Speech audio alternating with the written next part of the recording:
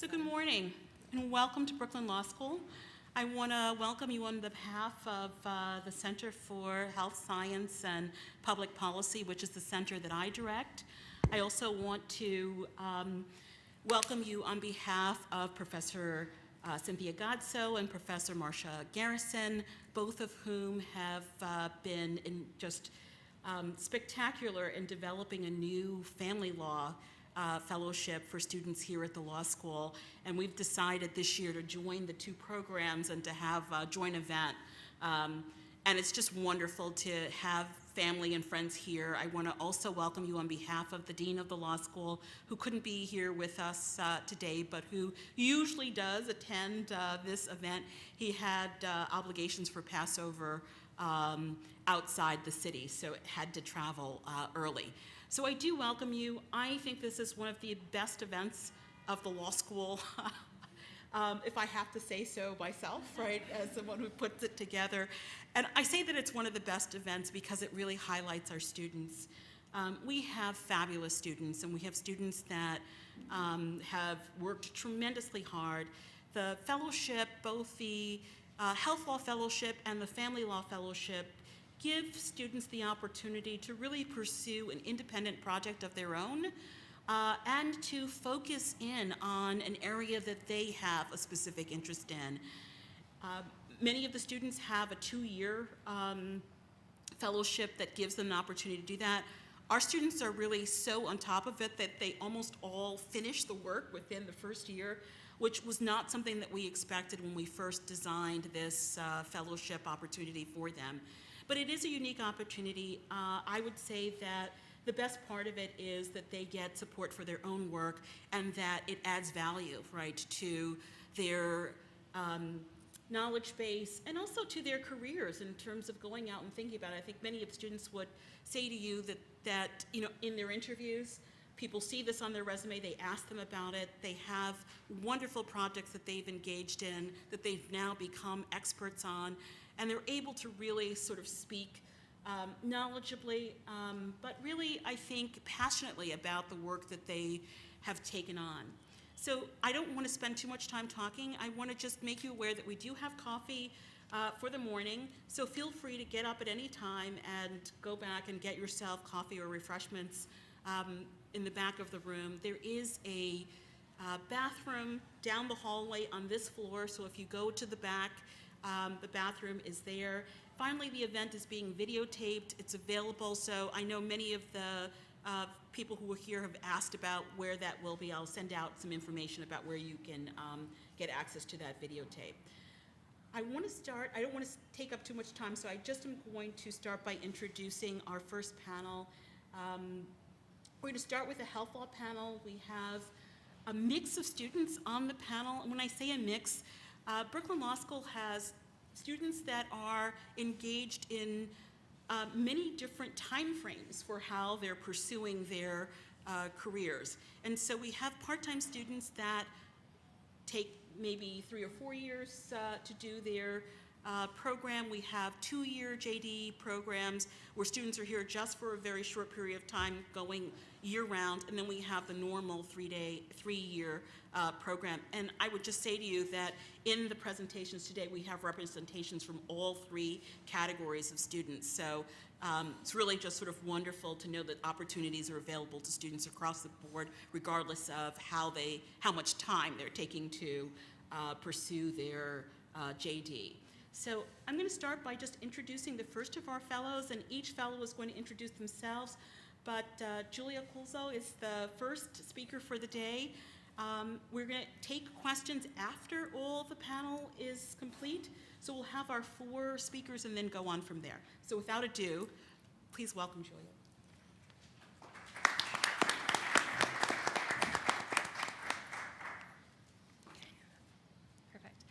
Good morning. My name is Julia Kelzo. I'm a Health Law Fellow and also an International Human Rights Fellow. And I wanted to share with you some of my experiences I've had through both fellowships related to my interest in access to medical technologies. So to give you some background, I have a health background. I was pre-med and then got interested in the law when I was working at a stem cell research institute and how law can affect the ability to undertake such novel research modalities. And so I worked at Doctors Without Borders on the Access campaign on policy issues related to access to medicines, and also the World Health Organization on new initiatives to bolster a regulatory framework for medical devices, both of which are very important ways to improve health for populations across the world. And so just to give a little bit of background, so I first want to go over what exactly pharmaceuticals are and how they differ from medical devices, and then get into how the product cycle that goes from research and development to ultimate delivery and disposal of that medical technology, and finally the legal regimes and the places in which they can affect that process to get access to patients. So most of you are familiar with pharmaceuticals. There's some sort of chemical entity that will diagnose or treat or improve the well-being of the patient. Medical devices can be broadly defined by not being chemicals that diagnose or treat, and they capture a very diverse range of products. So they can be anything from eyeglasses to pacemakers to syringes. And what really sets both of them apart is how they are on the market. So medical devices are developed iteratively. So most medical devices, you're probably all familiar with the Band-Aid, have been around for a very long time, but there are slight modifications that happen each year, which means that a single version of a Band-Aid will only be on the market for about 16 months. Whereas in the pharmaceutical field, it's generally very high R&D costs to come up with some sort of new chemical entity, and because these are so novel drugs, those are on the market for 20 some odd years without any changes to them, to formulation or their dosage. But nonetheless, both of these fields, when we talk about access, we mean the same thing. We talk about affordability, appropriateness, availability, and ultimately access to patients. And so it's also, to talk a little bit more about the similarities, they both have similar product life cycles from the research and development point to the ultimate use and disposal. And so throughout the entire life cycle, manufacturers are involved in the process and subject to regulations by states. Users and patients only interact at the very end at the usage. And so at the upstream part, that's where pharmaceutical innovation for pharmaceuticals, it's very important to address the upstream feature of it, since it's so hard to come up with new drugs. Whereas the regulatory side and post-market controls are a little bit less important. They're still important, but they're less of a policy lever to promote the development of drugs. Whereas in the medical device space, because these are iterative improvements to drugs or to medical devices, it's important to think about what happens through the post-market and through the market cycle. So there are three major policy spheres that interact that can promote this bedside to, or this benchside to bedside process. And so the first are innovation incentives, and these are highly important, as mentioned before, for pharmaceutical drugs, because we want to reward the inventors and the companies that put in all this investment in their research and development with some sort of ability to recapture their costs through a market exclusivity or a monopoly. You're probably all familiar with patents, so that's a major policy tool. Then there are also market exclusivities, which function similarly to patents, but they are granted by a regulatory authority like the FDA. Then there's sort of new ideas to incentivize innovation, like prizes, so providing a prize up front for a promising idea. And then there are taxes and subsidies by governments and different pooling and licensing schemes that increase the ability of companies to share knowledge. Regulation, you can just think of it as a system of rules, and they're both domestic and international standards. And finally, trade crosscuts both spheres of innovation and regulation through the trade-related aspects of intellectual property agreement and the TBT agreement, both under the World Trade Organization and also regional trade agreements. So that's all background. So I worked at MSF on the Access campaign for about a year, and their focus on not the humanitarian work, but supporting that humanitarian work by improving access to medicines, by reducing costs, and ensuring that patients worldwide are able to get the pharmaceuticals that they need. And two major concerns of the movement relate to far too long monopolies on medicine that can decrease competition and can, by virtue of that means that pharmaceutical drugs are very expensive and that can strain health systems. So there are two modalities of this, which is evergreening and market and data exclusivities. So evergreening is just is patenting an old drug in sort of a new formulation or dosage and combining that with different pharmaceutical life management policies. So discontinuing old drugs and saying that this new drug is far more efficacious, which reduces generic follow-on drugs. And then data exclusivity and market exclusivity are also similar sorts of monopolies, and I'm happy to dig into that during questions. But there are nevertheless flexibilities that are built into the system. So as I mentioned before, in the upstream sphere of incentivizing research and development, there are alternatives to that patent grant, where you can incentivize research and development by pushing through some sort of prize or money, pulling with some financial reward throughout the process, like milestone prizes, and then pooling, which is open collaboration through technology transfer. And then downstream, there are flexibilities within the train system, like compulsory licenses, in which a drug or a country that is in need of a drug that meets certain criteria can get a license for the patent on that drug to produce it domestically. Although there are recent trade agreements like the TPP that sort of put into question the flexibilities. So that's a very brief overview of the pharmaceutical space. And at the World Health Organization, I worked on something far more specific. So the World Health Organization is comprised of 193 countries out of 196, so basically the entire world. So we can all agree on health as an important right. And they requested support through a resolution to improve access to medical devices.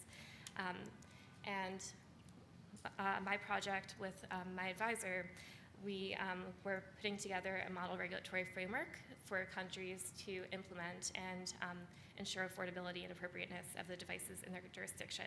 And so my project focused on what is the status of regulation worldwide, because we don't have a good picture, and how can we provide this model framework if we don't know what's going on.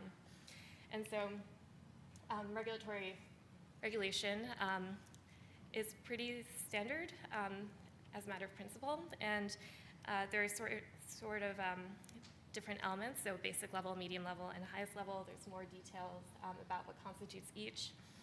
But at the most basic, you have to define what exactly a medical device is, and then you have to understand, and then the country has to look and see what medical devices are on its market.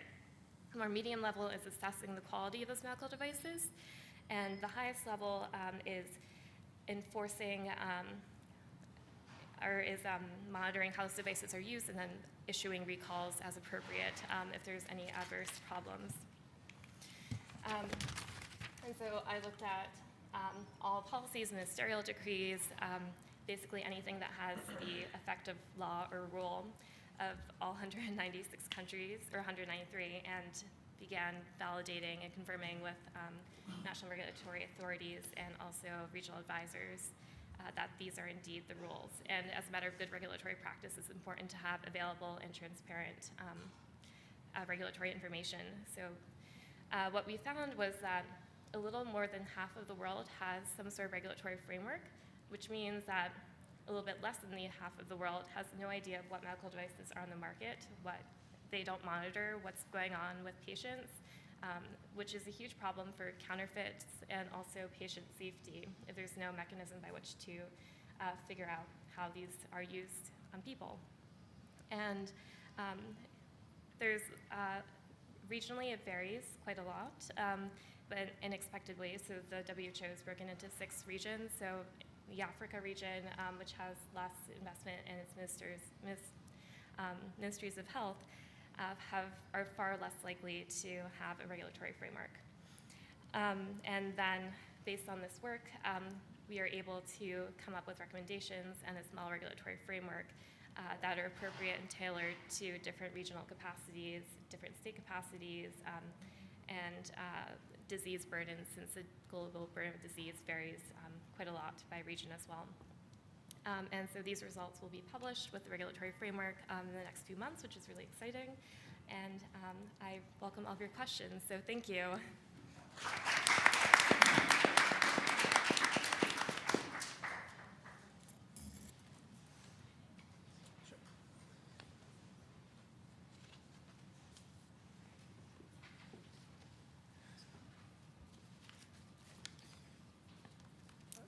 Good morning, everybody. My name is Amanda Levine, and I'm here to talk to you today a little bit about more of a thought problem, I suppose, a new sort of civil rights claim that maybe could bring up some issues with how psychiatry and psychology deals with inpatient hospitalization for patients with mental illness. Just a little bit of background on myself. When I was an undergraduate, I did an independent research project on the history of mental health care. And that actually focused on whether or not civil rights was in part of the origin of moving towards a community-based healthcare model. And this project, I feel, is sort of a successor to that, but a bit more, say, legal, perhaps. So, what's currently going on ever since we started deinstitutionalizing patients, meaning that we no longer have long-term hospitalization for them, is that there is a problem of readmission. Patients with certain kinds of mental illnesses, there are certain factors, which I'll discuss in a second, often find themselves being readmitted constantly. They'll be hospitalized, often involuntarily. They'll get better so that legally hospitals must release them, but without proper planning in the community, these patients will often become worse and end up right back in inpatient wards and psychiatric emergency rooms. The most unfortunate statistic, I think, that I came across in the course of this research was that the New York State Office of Mental Health, which does keep track of statistics like this, found that in 2013, a patient had a 19% chance of being readmitted to a hospital within a month of their discharge. This is a psychiatric patient. This is decades after we tried to move to community-based mental health care models. And evidently, it seems that there is still a significant likelihood that patients aren't receiving the care that they need or the care that they deserve. There have been various methods by hospitals, by communities, by public health officials to try and combat this problem. They're documented in varieties of studies. New York in particular, just a local example, created what's known as Kendra's Law. And this law came into effect in 1999. Essentially, for small numbers of patients, particularly patients who have had 2 hospitalizations within 36 months, or patients with violent episodes within 48 months, they may be receiving involuntary outpatient care, which means it's a court-ordered system. But because of the qualifications, of which those are only 2, not every patient is eligible. And there's a large number of patients that simply can no longer be kept in a hospital and aren't eligible to receive this kind of mandated outpatient treatment. Thus, there's a hole. Now, there are identifiable factors. Part of the research for this project included going through various psychology studies and sort of evaluating what factors could doctors and hospital staff find just by doing basic patient histories. Essentially, are these patients visible to the psychiatric community? I would say, based on my research, that yes, in a basic patient history, you can figure out which patient has a high risk of being readmitted later on. There are 5 factors that my research uncovered. First, if this patient already has a history of rehospitalization, they're most likely going to be readmitted in the future as well. Second, if you have a diagnosis of what's titled a severe mental illness in some of the studies, generally this refers to things like schizophrenia. That's also a very significant factor because those particular illnesses have high rates of severity and also higher rates of treatment noncompliance. Lack of community and familial support is also significant, as when these patients are discharged back into the community, they simply do not have any sort of support that will enable them to get outpatient treatment and maintain themselves well in a community. Poverty and homelessness also play into these 2 particular roles. Finally, drug addiction and abuse and treatment noncompliance, again, also contribute to relapses outside of an inpatient facility. So, if these particular factors are identifiable, if they're discoverable, what I'd like to propose then, and I'm calling it essentially a wrongful discharge type claim, is that if a hospital or a doctor discharges a patient without providing adequate planning, if they have a history with this patient and they understand the limitations that this patient has in the community, say they're a homeless patient, they don't have a home to go to, they'd most likely be discharged into a shelter or onto the street, depending on a variety of different factors. The doctor and hospital should be, at least in some senses, be considered violating their 14th Amendment due process rights. So I modeled this off of actually an 8th Amendment inadequate medical care claim, mostly because 14th Amendment claims in this realm are often considered similar to those. Now, the 8th Amendment doesn't apply to an institutionalized person. It only applies to people who are imprisoned following a conviction. But you can use the 8th Amendment as a model for determining how to evaluate this sort of claim. So there are 2 prongs. First, as an objective prong, there needs to be some sort of demonstration, most likely through medical history, that this person, this plaintiff, was at a significant risk for rehospitalization. Those 5 factors contribute greatly to that. And second, this is the subjective prong, the state actor, the hospital in this case, must have discharged this patient knowingly with these risks present, that they knew that these risks were there, and yet they still did not provide the planning required. So there are many issues practically with bringing this sort of claim, but I did want to talk just briefly about 2 substantive problems that can occur with this sort of theoretical civil rights claim. First, the DeShaney problem essentially is that the Supreme Court has held that unless a state has undertaken a duty to care for somebody, inaction is not a violation of constitutional rights. However, I think there are 2 solutions available for this problem. First, when we're talking about somebody who's been involuntarily hospitalized, the state has assumed care for that person under parens patriae powers, meaning that they have undertaken, through police powers and through powers to care for their citizens, to treat this individual. Discharge should be a part of that treatment. Thus, while it may be not providing planning is a form of inaction, the act of discharge is enough action to be applicable here. And second, there is a dissent in DeShaney talking about if there is only a single system involved, say only one mental health system in a county that all people must go through, then perhaps there's the argument that they've already assumed care by forcing people into that system. The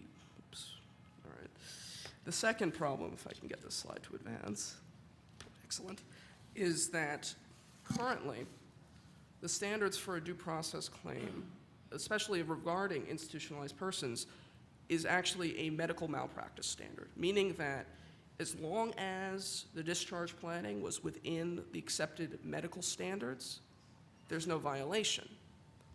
However, I think that we can make the argument that this is a different type of claim than those already decided, and thus a different standard can and should apply.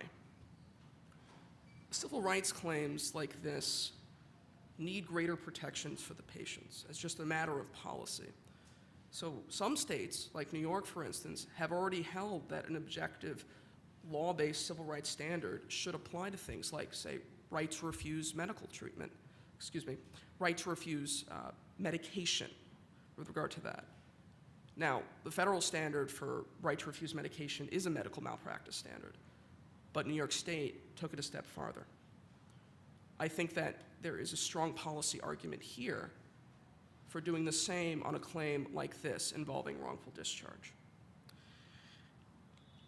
And essentially, that is the theoretical outline of this claim. And I just want to briefly conclude by just thanking a few people.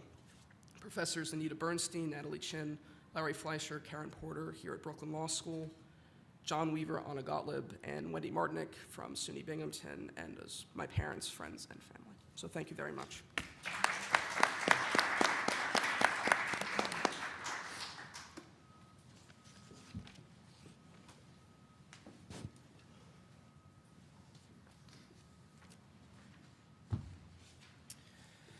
Hi, my name is Benjamin Edlin. I'm going to be talking a little bit today about the note I wrote for the Brooklyn Journal of Financial and Commercial Law.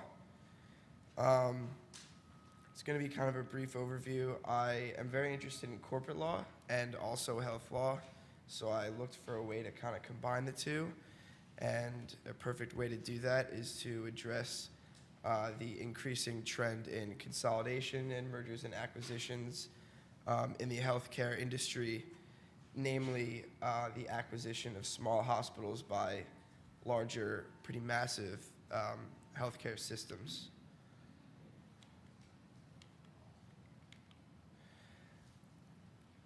Okay, so the problem here is that kind of from a macro scope, hospitals originally, back in the 18th, 19th century, were established as welfare institutions where really all it was a building that, the poor and the sick could come to, and mainly they were caring for themselves and they were provided a bed and limited resources. And then through the course of the 19th and the 20th and now the 21st century, they shifted towards profit-seeking institutions providing medical service mainly for money in pursuit of profit for their shareholders and their corporate owners. So the result of this was a pretty substantial increase in healthcare costs, which was addressed by the Patient Protection and Affordable Care Act in 2008, or tried to address politics aside, and helps to lower the costs of healthcare and increase access to hospitals and healthcare for individuals. And so the issue here is that part of the cost-cutting measures incentivized consolidation, and it ran up against the Federal Trade Commission. And this gives rise to a pretty substantial amount of litigation in the antitrust realm. So to address the rising healthcare costs, the for-profit hospitals, as I said before, were mainly providing service in pursuit of profit for its shareholders. And an example of this is that these hospitals are now running, some of them at a 45% operating margin, which is a lot of profit for what could be seen as a necessity or an individual right.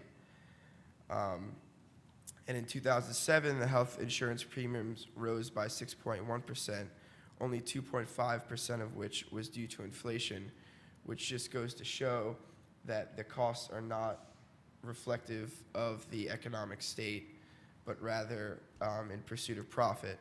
So the Obama administration addressed this by enacting the Patient Protection and Affordable Care Act.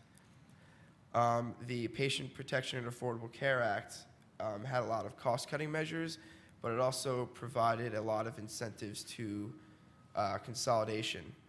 The first element is the medical loss ratio, which calls for insurance providers to spend at least 85% of premiums on activities that improve healthcare quality. However, the administrative costs are often above that threshold, so these responsibilities get passed on to healthcare providers. And the healthcare providers, in addition to the medical loss ratio, the Affordable Care Act also provided for a reduction of Medicare reimbursement rates by 1.5% per annum. So this clearly incentivizes small hospitals to merge with larger systems to gain access to capital and support their increasing operational costs despite this decrease in revenue and increase in costs. The large healthcare organizations similarly are incentivized to join with the small hospitals in order to gain access to their patient base and increase their revenue to support their fixed costs.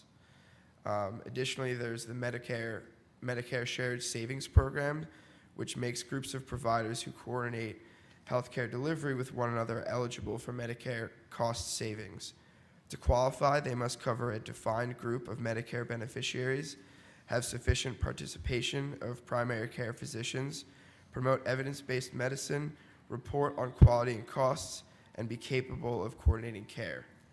So the result of this is the creation of accountable care organizations, entities through which healthcare entities can take advantage of this Medicare Shared Savings Program, as well as monitor institutions' ability to function as integrated delivery systems.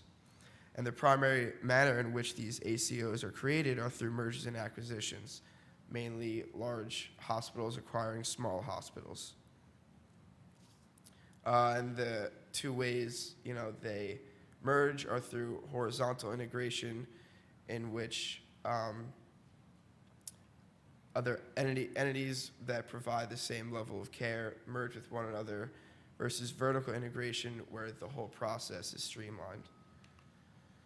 And this just goes to show that there's an increasing rise in hospital mergers since the enactment in 2010. So the effects of this increased consolidation, larger homogeneous institutions are able to design policies and procedures to maximize efficiency. So basically, the increase in patient volume through each consolidated entity could result in an increase in quality. Large institutions are able to streamline the whole process through coordinated policies and procedures to limit inefficiency. Similarly, the administrative costs are lowered simply by an economies of scale rationalization. The duplicative overhead costs are eliminated. So the result of, the negatives of the increased consolidation are naturally the increase in market power. Namely, these institutions have a stronger ability to demand higher costs, and they have an increased bargaining power with the lessened competition. So this is just the general statutory regime by which the FTC can combat this, namely to ensure that these institutions are not gaining an unfair position in the market, and they're not in a position to demand higher costs without the related increase in care. So to represent this, I did a case study in my note of St. Alphonsus Medical Center versus St. Luke's Health System. The case here was St. Luke's Health System was the largest hospital in the Napa, Idaho market. and it merged with Salter Medical Group, which is a 40-doctor practice focusing on primary care for adults. But this was also the largest practice, so it was basically the largest hospital merging with the largest practice. And so this gained the interest of the FTC, who brought suit with the Idaho Attorney General and some of St. Luke's and Salter Medical Group's competitors who were worried about losing their market power. So the FTC contested the merger, arguing that it would reduce competition and give St. Luke's extra power to demand higher payments for health plans, which could raise insurance prices for consumers. And, you know, the judge's ruling in this highlights the inherent contradiction in this conflict, because it complimented St. Luke's on its foresight and vision and applauded St. Luke's for its effort to improve delivery of health care, yet nonetheless ordered a divestiture of the affiliation between the two parties. The way the court did this was it relied on an index, which is a statistical metric for determining market share, and it went through a lot of mathematical analysis to determine that before and after the merger, St. Luke's gained an unfair market position. So the case concluded by finding a violation of Section 7 of the Clayton Antitrust Act. And now this, when I wrote my note, this was in the district court at the time. It has since been upheld by the appellate court. So the solution to this kind of came to me during my clinic. I did the mediation here at Brooklyn Law School and I mediated cases at the small claims court. So mandatory mediation is kind of an ideological solution, but mediation is just a facilitating negotiation, and it has strict confidentiality, and it also has a lot more flexibility than litigation could offer, and it's at a significantly lower cost. So, yeah, thank you.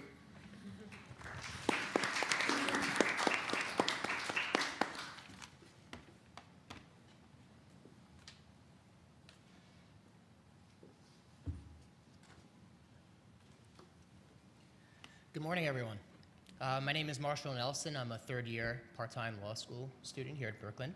So today I'm going to be talking to you about EMTALA, the Emergency Medical Treatment and Active Labor Act. So before I dive into the law, a little bit about me. So as you see from this slide, I am a perpetual student. I started off with my master's in social work, and then I dove into my MBA in healthcare administration. And here I am at Brooklyn Law School, third year. And I'm also employed full-time. And so this is what actually gave me the interest to pursue EMTALA as a topic for this presentation. Because what I do is I'm essentially an internal consultant at Bellevue. And I, along with a few of my coworkers, go around to the different departments and we try to optimize the performance within these different departments. So we encountered specifically the emergency department, and what we heard the majority of the time is that a lot of their patients, they come, but they don't necessarily need emergency care. They need either primary care, dental care, or their doctor just isn't available and they walk into the emergency room. And so we conducted a study and we found that 50% of these patients actually could be better served elsewhere. And when I asked, well, why don't you just refer them elsewhere? They said, well, EMTALA regulations prohibit us from actually sending these patients without making sure that they're seen. And so without having knowledge of EMTALA, I was forced to agree with them. And so I figured this gives me an opportunity to actually dive into law, become an expert, and then to actually make their process more efficient with the backing of that knowledge. So there are two reasons why I chose EMTALA. That was the first. The second is because it really helps me in the grand scheme of things in pursuing law to better understand how the law and policy impacts healthcare decisions. So what is EMTALA? So in 1985, EMTALA was enacted by Congress, and the reason being is because there was a lot of concern throughout the country that there was something called patient dumping, that patients that weren't insured were being rejected by hospitals when they presented with emergent conditions. And so in 1985, this law was enacted, And there are 3 prongs to this law. So as you see, for your viewing pleasure, I have this arrow in front of you, denoting that I'm focusing just on the first prong of this law. There's so much information that in the time constraints that I have here, I can't possibly dive into everything. So I'm going to focus on this one law. So it reads as following. It's the medical screening requirement. Hospitals must perform a medical screening examination, known as an MSE, on any person who comes to the emergency department and requests care to determine whether an emergency medical condition exists. And so specifically in this prong, there are 3 phrases here that I wanted to explore a bit with you. One is the medical screening requirement. One is the coming to the emergency department. And the other is the emergency medical condition. So there are 2 other aspects to this law I won't dive into, but essentially what they are is that the second requires a hospital to stabilize a patient once they do receive them, and the third requires specific things that they need to do in order to determine whether or not it's appropriate to transfer a patient to another facility. So the first thing, coming to an emergency department and requesting care. So there are 3 elements to determine whether or not a patient has come to the emergency room and has requested care. The first one is what we would think of when we hear that phrase, and it's that a patient actually does present to the emergency department and verbally requests care. But there's an aspect to this first element that's interesting. If they don't request care, they could, based on how they present, if a reasonable person would determine that they in fact do need care, they would qualify under this first element as presenting to the emergency department and requesting care. The second element is that they could actually present on hospital grounds.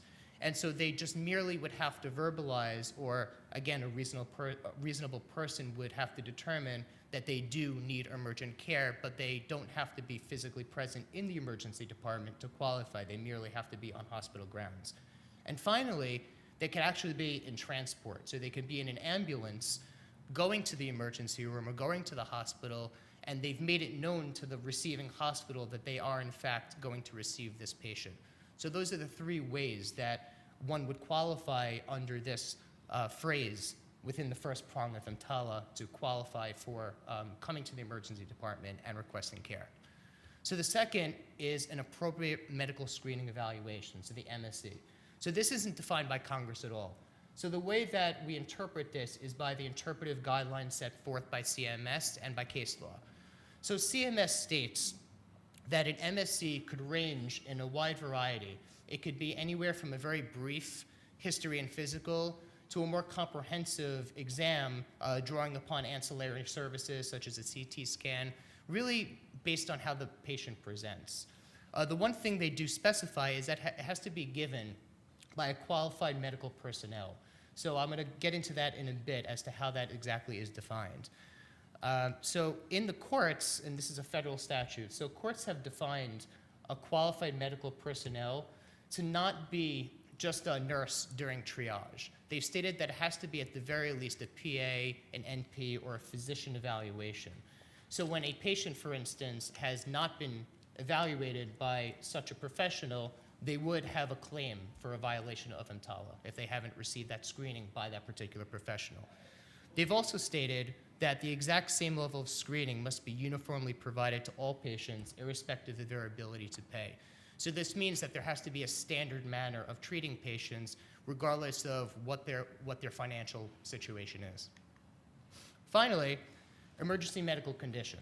So this is directly defined by the statute. So this essentially says that any patient that presents with acute symptoms that's sufficiently severe that warrants medical attention has to be given that medical attention, and by not giving that patient the medical attention, they could have serious impairment to their bodily functions. So I have an example coming up, a very real-life example. Okay, so we have Homer Simpson. He presents to the emergency department. He appears drunk, he's belligerent, he's slurring his speech, he has a flask in his jacket of whiskey, and he has no identification on him. So he's evaluated by the nurse during triage, and his vital signs are stable. So what the nurse does, instead of referring to the physician, is that the nurse sends this patient in a cab and directs the cab to send this patient to the nearest homeless shelter because he has no identification. While he's in the cab, he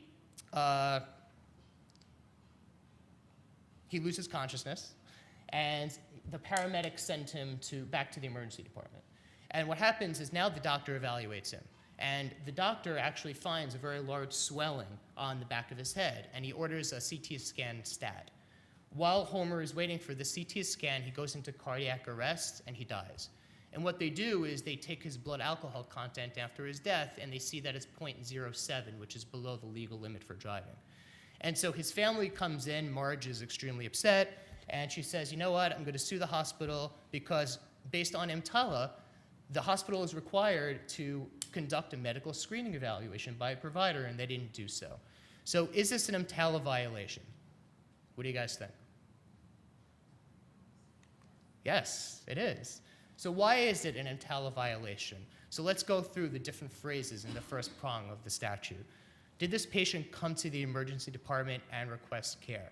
Yes, so Homer did come to the emergency department, and though he didn't overtly express the need for care, a reasonable person would assume, based on how he presented, that he would be in need of care. So he would fulfill that first phrase of the first prong. Was there a medical screening evaluation conducted? No, there wasn't. The patient, here in this case Homer, was just given triage by the nurse, and the vital signs were stable, and so he was sent off. So he was not given that screen, so therefore would not qualify under this element. Finally, was this an emergency medical condition? So yes, once he was in fact evaluated, they were ordered rather the CT scan stat, and in the absence of this treatment, he had serious bodily dysfunction because he died. So EMTALA impact. So there were two main things that I took away from this as far as what the impact is of EMTALA. Number one is that it could cause a hospital to incur significant penalties. So for a violation, just one violation, for a hospital that has over 100 beds, it would be up to $50,000. For a hospital that has under 100 beds, it could be up to $25,000. Second, and this second point wasn't substantiated by any agency, but just anecdotally and based on what I've seen, a hospital can incur quite a bit of cost as a result of EMTALA. It could be based on the increased number of uninsured visits. It could be based on the uncompensated care for physicians. And it could also be compliance to this particular statute. So my takeaways. So I have three major takeaways from this. Number one is that EMTALA provides an increased quality care. It forces the hospital and physicians to care for patients regardless of their ability to pay once they cross that threshold. Number two is that it actually provides these patients with an affirmative legal right to care. The only other group of patients that have this affirmative right currently are prisoners, since they have a constitutional right for healthcare treatment. And finally, access. So EMTALA opens the doors for these patients that are uninsured that wouldn't otherwise have the ability to receive treatment. So thank you very much. Happy Passover.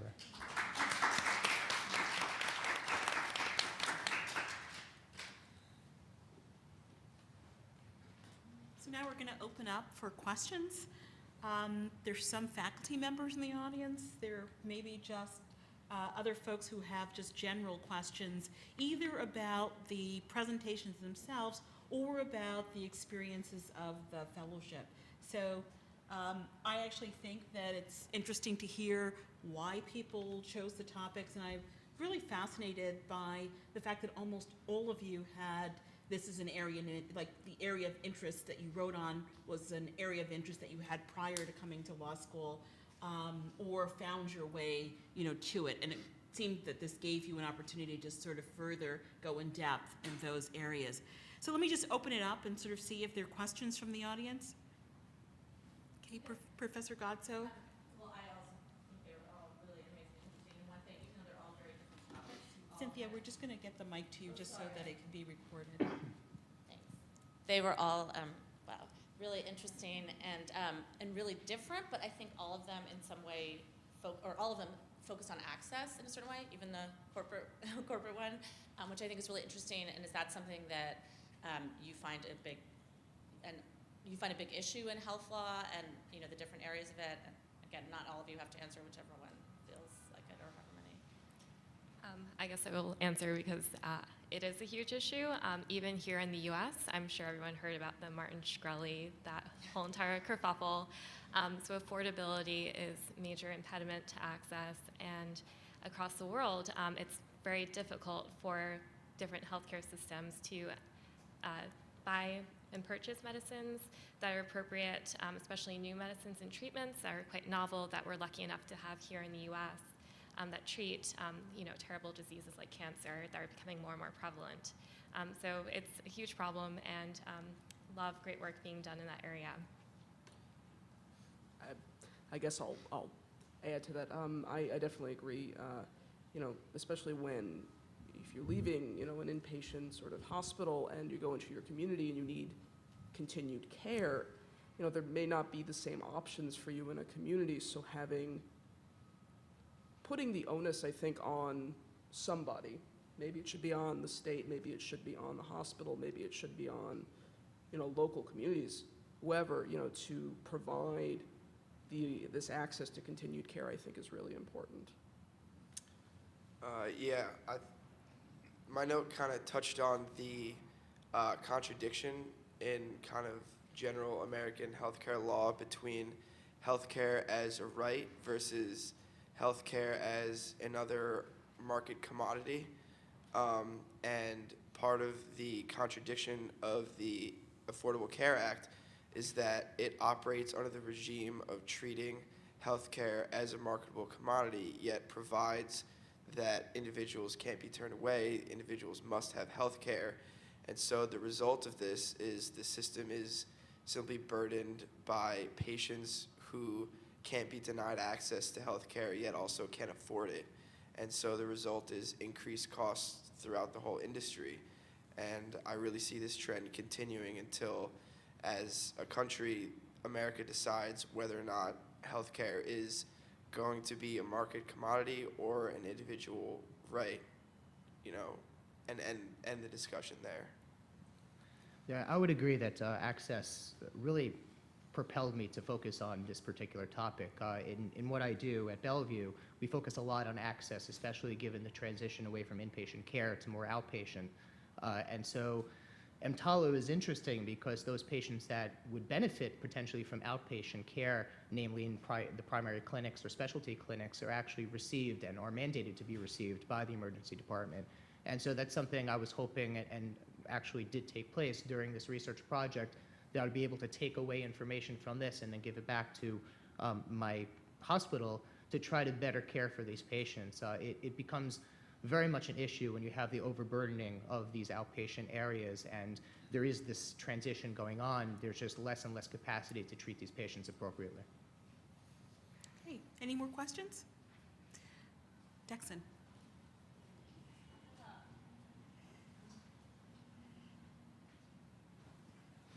I have a quick question for Amanda.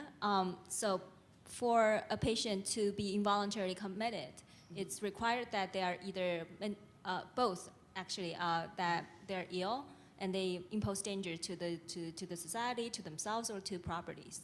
But when they are admitted and then they are treated, it's possible that it doesn't satisfy that standard anymore, and they are required to be discharged. But under your wrongful discharge claim, do you think there could be a conflict of those two standards, and when it's left to the doctor to decide whether that standard has been met and how far away they are from the borderline? Sure. I mean, that standard, which is the O'Connor standard, that happens frequently. So a lot of patients will be involuntarily admitted, and then after a certain amount of time, whatever it is ordered by the court, they are reevaluated. They must be discharged legally. But I think the issue is that it's not necessarily that they are being discharged, it's how they are discharged, essentially. So if they're being discharged in such a way that they're not going to receive care, or they're not going to have the access to receiving care that they're going to still need, just because you're discharged under O'Connor, meaning that you're no longer a danger to yourself or others, or that the hospital is no longer the least restrictive environment for you, you still have a mental illness. It doesn't wipe away your diagnosis. It doesn't wipe away your need for continued access to treatment. But it does mean that the hospital just can no longer hold you as an inpatient. Some patients will stay in voluntarily. Some patients will have the access already to outpatient treatment. But I think that there is still a wide hole in coverage for patients who can't get the access and aren't being provided for it upon their discharge. So I don't think there's necessarily a contradiction there. So. Okay, one last question.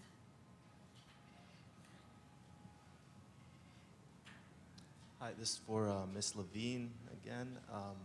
I had a question for you. Are you proposing a solution to this issue through litigation, through a wrongful discharge claim? And if so, how close are we to a lawsuit like that? I think that what I'm proposing is definitely a litigation-based solution. However, I do think there are practical issues, one of which would be an 11th Amendment problem. You know, in New York State, as an example here, since I'm most familiar with it, we have state-run hospitals, but you can't directly sue the state under the 11th Amendment because they have immunity. Now, I think that that's a big issue, but if we're talking, say, about a smaller county-run hospital, Section 1983 would definitely be a vehicle by which people can bring a suit under that. How close are we? I don't think it's very close, mostly because I think that a lot of these practical considerations would affect just the viability of that sort of claim. But I do think that thinking about it like litigation opens a lot of doors to policy and statutory changes. Maybe broadening, for instance, Kendra's law to include larger numbers of patients, or changing the criteria so that patients who do fall into that sort of in-between state have better access to services, maybe without some of the mandatory elements that Kendra's law provides. Very good. I want to just take the opportunity to thank all of our panelists again. Wonderful presentations. And at this point, we're going to invite up the Family Law Fellows.